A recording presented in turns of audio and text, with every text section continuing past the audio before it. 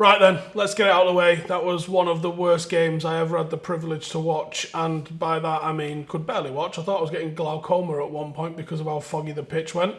That being said, number one, worst game ever. Last night's performance genuinely felt like some of the prime Louis van Gaal action that I thought we'd well put behind us. It was dire. United had 63% possession and we didn't ever really feel like we was going to score goals and win that game. Now, check this out. We had 11 shots, but only one of those was on target. The only one that was on target, Matic from outside the box, which is such a low percentage effort that they're a screamer for a reason. They're rare.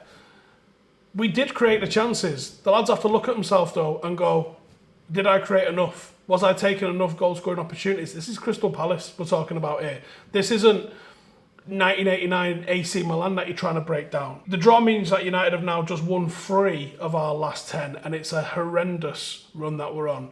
And I asked a question on Twitter last night, and as it always happens on Twitter, people take it as the wrong end of the stick. I asked a question, wasn't making a statement. At the start of the season, I said there's going to be a reaction. The reason I've seen that is because I'm using the evidence base.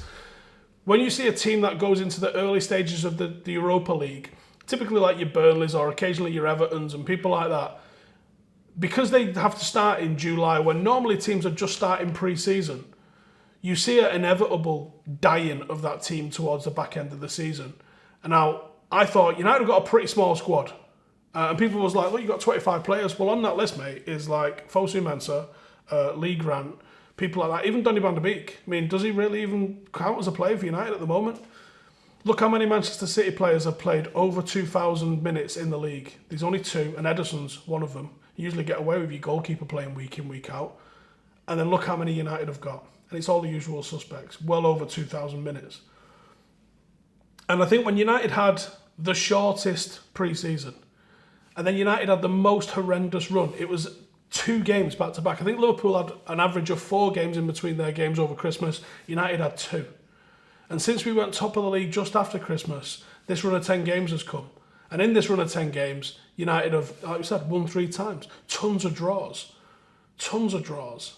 Now, it could be a couple of things at play here. It could be that some teams are getting wise to how we attack. That's a valid reason for that. It could be that we're not necessarily working on enough patterns of play. We're not thinking necessarily about how to break down teams proactively. We're not utilising the personnel at our disposal. Could Solskjaer have done something more exciting last night than bringing on McTominay? Could he have maybe started with only one central midfielder? Could he have maybe brought on Diallo? Could he have maybe twisted instead of sticking? Was there things that he got wrong in the game? Yeah, I think probably was. You've also got to look at the players though and say, were they doing enough in the game? There was a lot in that individual game, but there's been a lot in this last 10 games where you go, United have lost our mojo. And it could be down to rest and it could be down to the truncated pre-season. And I've had a few people tweet me go, why does that affect you now? Well, because you didn't build a solid enough base back in pre-season. This is probably more complicated than a lot of people want to consider it to be. But you just look at the evidence of how teams generally perform when they've had pre-seasons. And when they've been in the Europa League, because that's the only sort of thing that you can compare it to.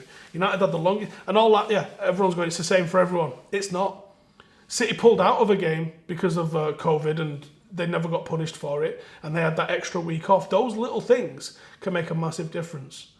United have gone deep in every single competition.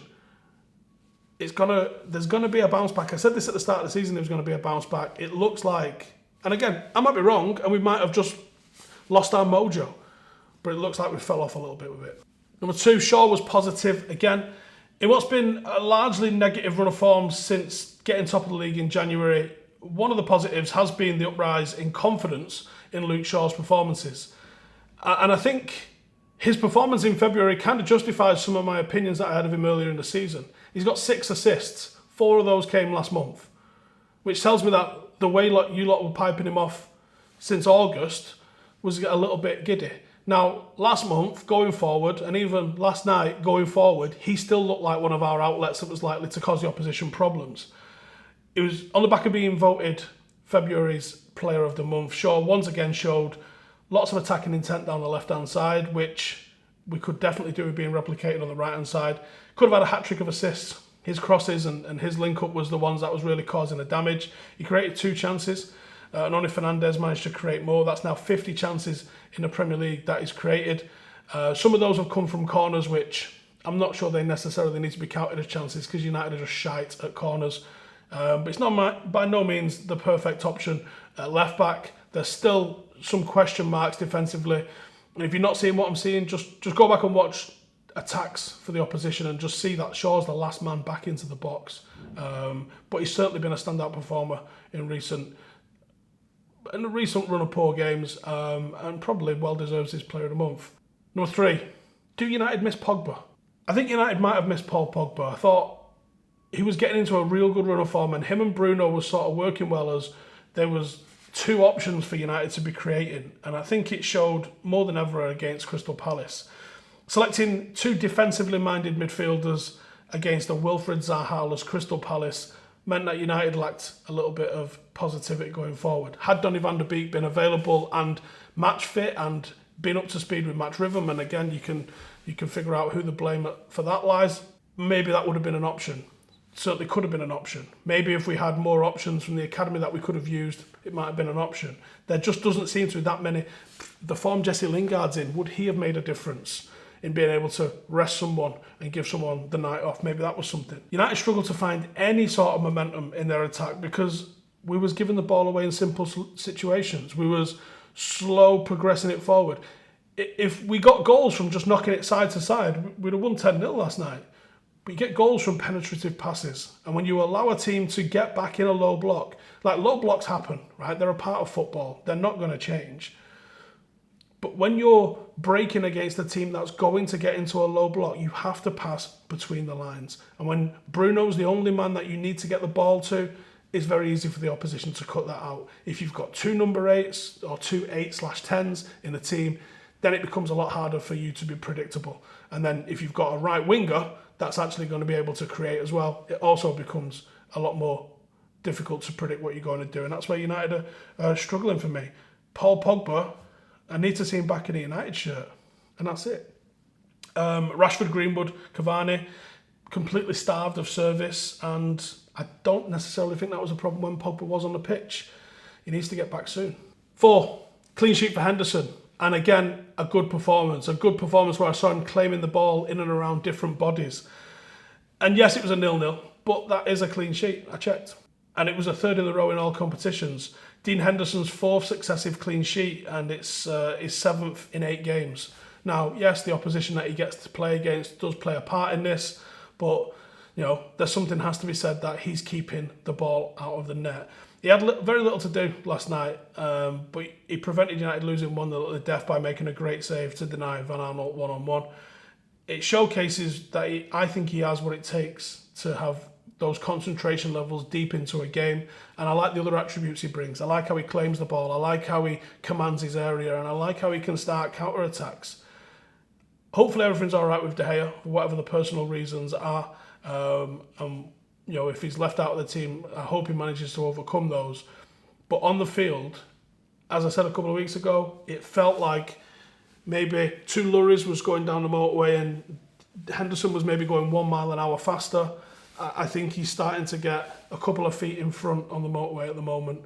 And I wouldn't mind seeing him given a run of games in the team, certainly while De Gea sorts out whatever his personal problems are, and try and make a stake at that becoming his number 1 job. And finally, let's end on a positive, kinda. The derby awaits. Jesus. The run of form that Manchester City are on, the run of form that Manchester United are on. You could be an optimist and say, well, City's run's about to come to an end. Or you could be a realist and go, Jesus Christ, we might get bummed. It's set up perfect, isn't it? United are currently unbeaten in 21 away league games, and City have won their last 21 games in all competitions. Ludicrous form from both teams, really, even though there's a lot of draws in ours and theirs has been flawless. If you're wanting to bounce back from a disappointing string of results, this probably isn't the type of game that you want. This is the kind of game that you go, yeah, I'd like to go in at this in some form.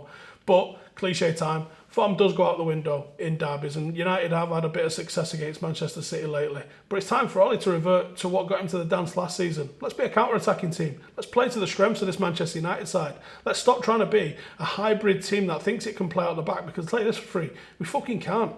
We're awful at it. Let's get Marcus Rashford in behind that defence and let's rattle them, because they can be rattled. Wolves rattled them the other day, but then City held their nerve, pushed on, and managed to get all 3 points. That's what United haven't done. We've rattled a team, they've rattled us, and then we've drawn.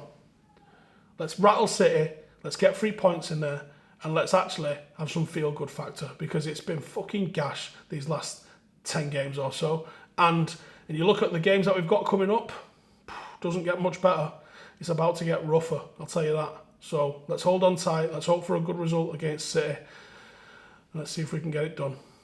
Laters.